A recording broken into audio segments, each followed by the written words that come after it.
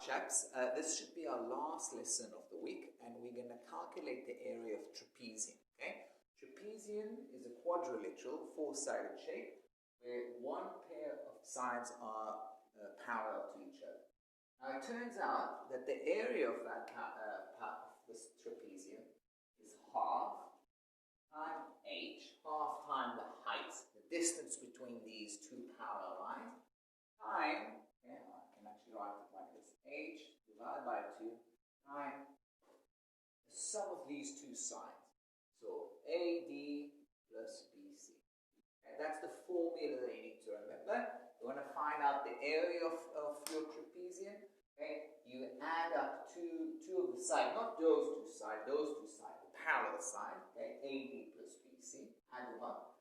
Time it by the height, okay, the distance between these sides, and divide by 2. Okay? The perimeter, I'm not even writing. The perimeter is simple, just that side plus that side plus that side plus that side. We don't need the formula for it. But I want to spend a minute to try and kind of prove it. Okay? How does that work? Okay. So to do that, we're going to divide this trapezium into two triangles. You see these two triangles. To calculate the area of this trapezium, all I'm going to do really is find the area of these two triangles. The area of the blue triangle and the white triangle. Now, how are we going to calculate the area of how are we going to calculate the area of the blue triangle? Okay? So it's going to be the area of the blue triangle, okay, plus the area of the white triangle. Okay? Now, the area of the blue triangle, okay, is simply the base, which is BC, whatever that is, times the height, divided by 2. Base times height, divided by 2. What's the area of the white triangle? Well, we'll take this base, okay, AD, and I'll multiply it by the height.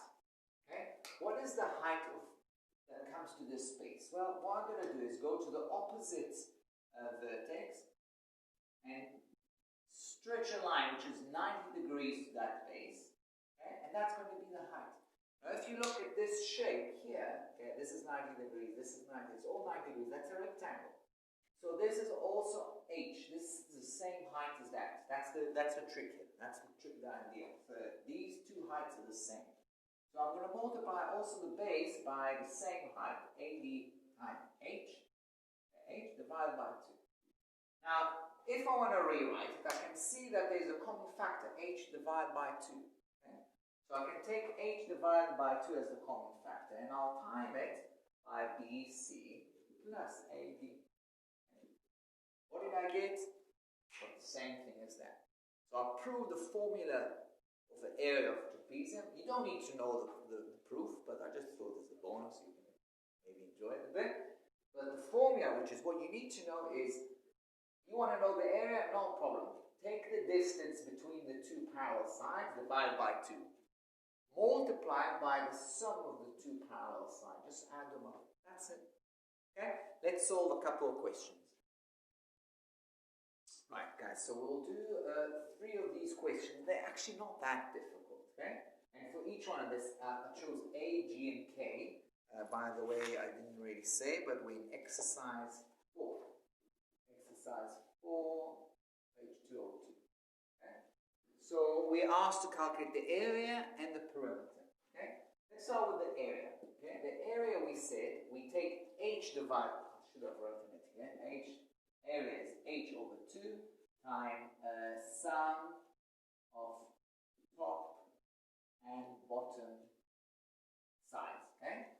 So we h over 2. What is h? H is the height, is 8. Okay? So it's 8 divided by 2 times, we add up the top and the bottom.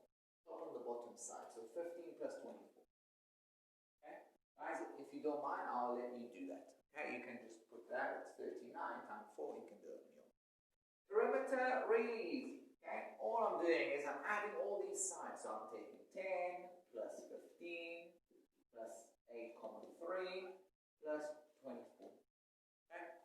No problem. Okay, that was a really easy one. Okay, a little bit more difficult. That's on the next page. It's G. So I've got a trapezium, But also I've got a dotted line here, and I'm told that this is parallel to that. I can tell that because of these arrows. And here this is 90 degrees. Okay, so I extend that and I've got 90 degrees. And I've got these two sides. This is an isosceles. These two sides are the same. So I can straight away say, okay, if this is 8, this is also 8. Okay? And because this is a parallelogram, see those two sides are parallel, these two sides are parallel, opposite side are parallel and are equal, so that's also 8. Okay? And that means that is also 8. Okay? So let's start looking at let's start with the perimeter. Perimeter is simply 8 plus 8 plus 8 plus 8 plus 8. Okay? So it's 8 times 1, 2, 3, 4, 5 times 5. Okay? So this side is obviously 16. So I could have written it as 8 plus 8 plus 16 plus 8. It's still going to get you 40. Okay? Now, more interesting, what about the area? The area is h over 2. And what is h? Is the distance, height between the two, the top and the bottom side. Okay, so in this case, I don't know where, I don't have an h here, but I've got this one. Can you see this is a line that goes from one side, and it hits the extension of that line 90 degrees. As long as it hits it in 90 degrees, that's the height. So the height is 6. So h divided by 2, 6 divided by 2, times the top and the bottom together. So the top is 8. The bottom is 16, right? Because it's made out of 8 and 8, so it's plus 16. And again, you can find that by yourself, okay? That's 24 times 3. So you need to do it. Okay, last one, we're looking at K. So now we told a few less things. So I know this is 8, this is 4, that's the height.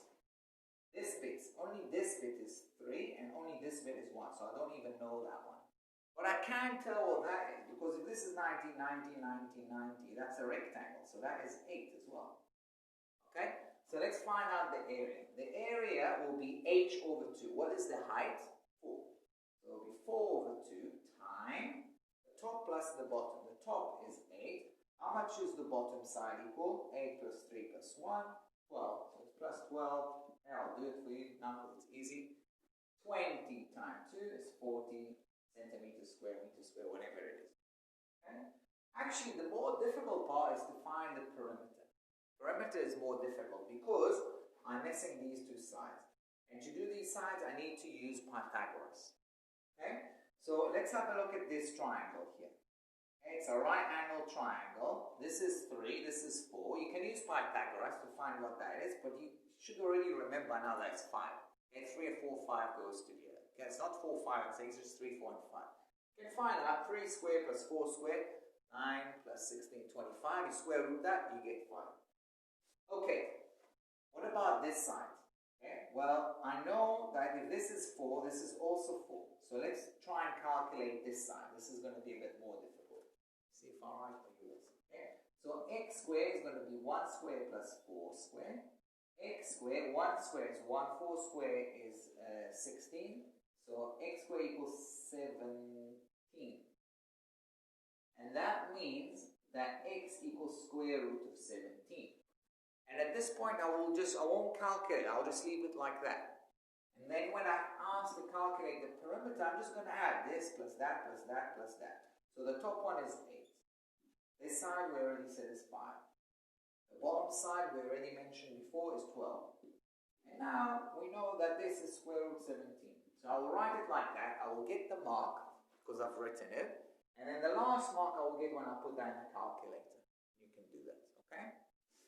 That's it, guys. I don't really see anything more difficult than this, really. So enjoy, and I will see you after half term. Bye.